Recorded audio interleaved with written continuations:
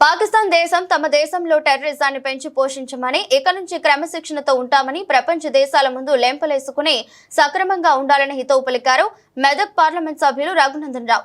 సిద్దిపేట జిల్లా కేంద్రంలో మీడియా సమావేశం నిర్వహించారు. ఈ సమావేశంలో రఘునందన్ రావు మాట్లాడుతూ భారతదేశంలో పాకిస్తాన్ దాడి చేస్తానని కుటిల ప్రయత్నం చేశారని, భారతదేశం సైన్యం ముందు, భారతదేశ పాఠవాళ్ల ముందు పాకిస్తాన్ పూర్తిగా విఫలం చెందిందని అన్నారు.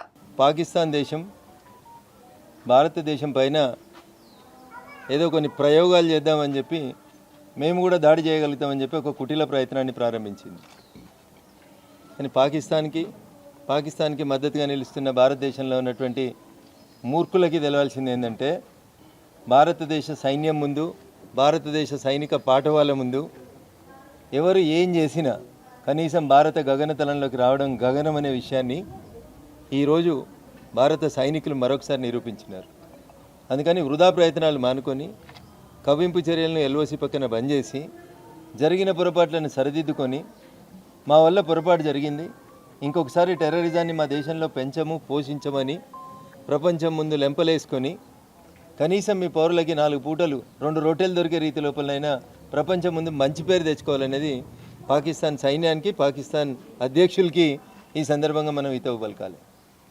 వాళ్ళు ఏదో తప్పుడు మాటలు మాట్లాడి హిందూ అనే ఒక ఇంగ్లీష్ పేపర్ ఏదో పోస్ట్ చేసిందని, భారత యుద్ధ విమానాలను 5ని కూల్చేసినామని మీడియా కూడా మేము చేసేటువంటి అప్పీల్ ఒకటే, మీ యాజమాన్యాలకి వ్యక్తిగత అభిప్రాయాలు ఉంటే దయించి ఇట్లాంటి పరిస్థితులలో మీ వ్యక్తిగత అభిప్రాయాల్ని దయచేసి డీప్ ఫ్రిడ్జ్లో సీజ్ చేసి మంచిగా గడ్డగట్టించి వాటిని భద్రంగా దాచిపెట్టుకోండి.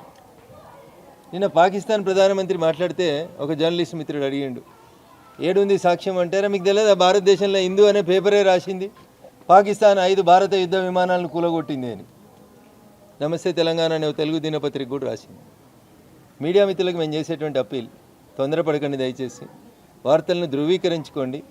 మన సైన్యం మన ప్రజల మనోభావాలని దెబ్బతినే రీతిలో ఎవరు మాట్లాడినా, ఎవరు రాసినా భారత సైన్యం ఇంతకుముందే అప్పీల్ చేసింది, మీకు సంయమనం పాటించండి, అధికారికంగా మేము ఇచ్చేటువంటి వార్తల్ని చూడండి అని.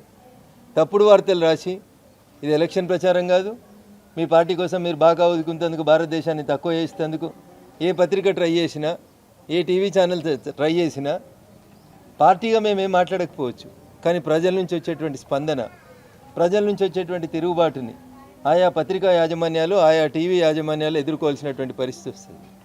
సుదీర్ఘ అనుభవం ఉన్నటువంటి ఒక సీనియర్ ఆంగ్ల దినపత్రిక హిందూ వెనుక ముందు ఏం ఆలోచించకుండా వార్తలు రాస్తుంది, పాకిస్తాన్ భారతదేశ 5 యుద్ధ విమానాలని పడగొట్టింది అని. అది సాధ్యమవుతుందా? అసాధ్యమైన వార్తల్ని, అసత్యపూరితమైనటువంటి వార్తల్ని మోడీ గారి మీద ద్వేషంతో, భారతీయ జనతా పార్టీ మీద ద్వేషంతో, ఈ దేశం మీద ద్వేషంతో సెక్యులరిజం పేరు మాట్లాడేటువంటి మేధావులందరూ కూడా మళ్ళీ అప్పీల్ చేస్తూ ఉన్నాం, దయించి మౌనంగా ఉండి ఈ దేశ ప్రజల ఆకాంక్ష దిక్కు మీరు మాట్లాడడం నేర్చుకోండి. అంతే తప్ప సోషల్ మీడియా ఉందని, బ్లాగులు ఉన్నాయని ఏడబడితే వాడు ప్రొఫెసర్ అని ఒకడు, ఇంకొకడని ఎవడు మాట్లాడినా ఈ దేశ సమగ్రతకి, ఈ దేశ సమైక్యతకి భంగం వాటిల్లే రీతి లోపల మాట్లాడేటోళ్ళు ఎవరైనా ఖచ్చితంగా కాన్సిక్వెన్సెస్ని ఫేస్ చేయాల్సి ఉంటుంది.